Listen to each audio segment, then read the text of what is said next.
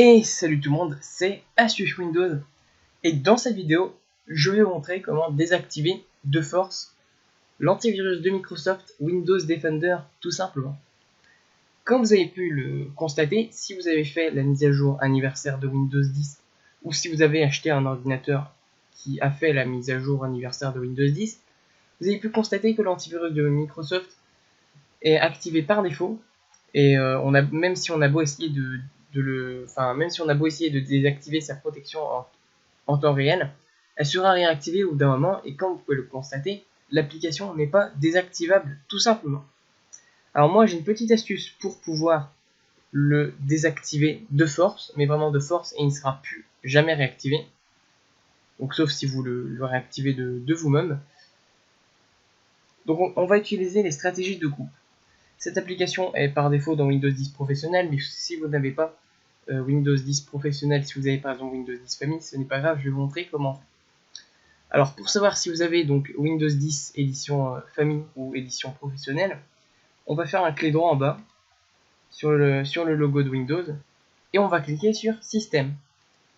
Comme vous pouvez le voir dans cette fenêtre qui s'est ouverte, on a édition Windows tout en haut et on voit Windows 10 professionnel pour ma part. Donc si vous avez Windows 10 professionnel comme dans mon cas, vous n'aurez pas besoin d'installer les stratégies locales car elles sont déjà installées.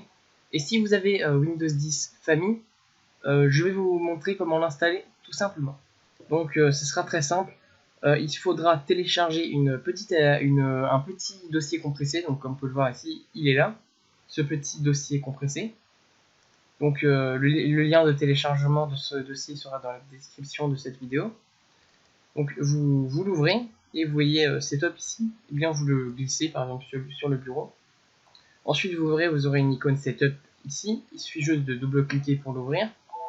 On clique sur Oui, on clique sur Next et Installe. Et voilà, c'est installé, il suffit juste de cliquer sur Finish. Si vous avez eu une petite fenêtre pour vous dire qu'il fallait installer Microsoft.net, eh bien il faut l'installer parce que sinon ça ne fonctionnera pas tout simplement.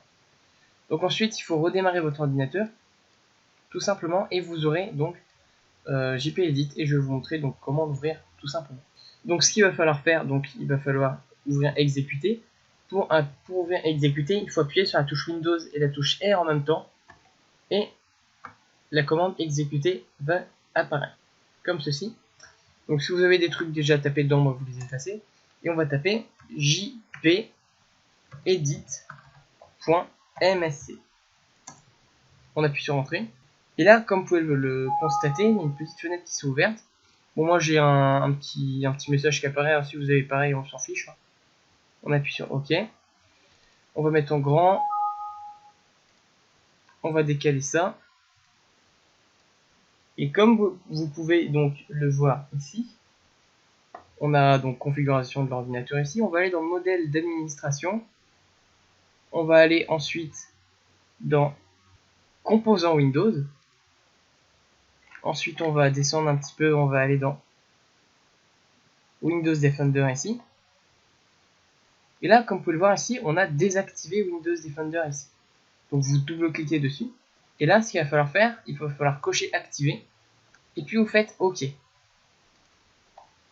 Là maintenant, Windows Defender est désactivé. Vous pouvez aussi désactiver la protection en temps réel. C'est dans ce dossier ici, qui est ici. Donc il suffit juste de double-cliquer pour l'ouvrir. Et on voit tout en haut, désactiver la protection en temps réel. Il faut double-cliquer, on clique sur activer. Et on clique sur OK. Et voilà, maintenant Windows Defender est désactivé. Donc vous n'aurez plus de problème avec Windows Defender tout simplement. Donc voilà, j'espère que cette vidéo vous aura plu. N'hésitez pas à vous abonner ou à mettre un j'aime.